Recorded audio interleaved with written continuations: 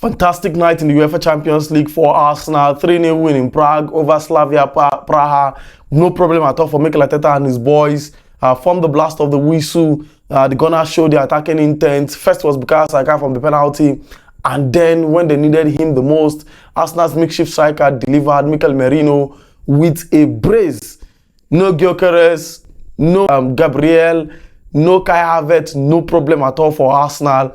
The Gunners are delivering. They even had the opportunity to bring in a 15-year-old who made history, becoming the youngest ever player in the UEFA Champions League. Max Daumann, absolutely breathtaking, absolutely fantastic for Mikel Arteta. I think you've got to give it for Arsenal. It's time to just put out a medal, give it to this Arsenal side, crown them champions already, even though we are just in game 4 of the UEFA Champions League. But what a night for the Gunners. Absolutely brilliant performance, I must say, from Arsenal. 8 games, 8 clean sheets, equaling a club record for the most consecutive clean sheet in a row. And winning. Just look at the 8 games Arsenal have won in the last 8 games without conceding. Absolutely breathtaking. See, this Arsenal side, they've got to win the Champions League. They've got to win the Premier League. They've got to even win the La Liga if they play in the La Liga. They've got to win the Serie A because, come on, this team is untouchable at the moment. This is a side that didn't play with, of course, Martin Odegaard, Gyökeres, Noni Madueke. And even Eberechieze was on the bench and they still deliver. Arsenal had the opportunity to rest Calafiori and they were still absolutely brilliant. In Praha, you may say, yes, the team is not really strong. Slavia Praha, not one of the biggest household names in European football. But remember, Arsenal also beat Atletico Madrid some few weeks ago in the UEFA Champions League by 4-0. This same Arsenal side. So it just tells you how massive this team has improved.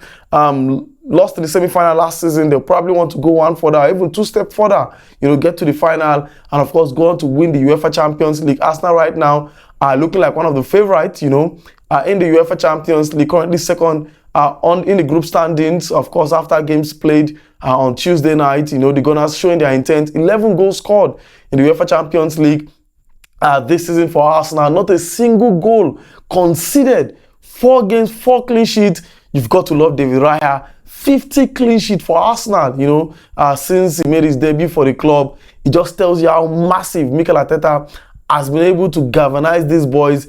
Shocking how Arteta has gone from that bad manager to that fantastic man that everybody is talking about right now. It looks like to score Arsenal, it's now a privilege, Teams now want to score Arsenal. Even when Slavia Praha had that penalty before it was overturned, it was like, finally, these guys go concede.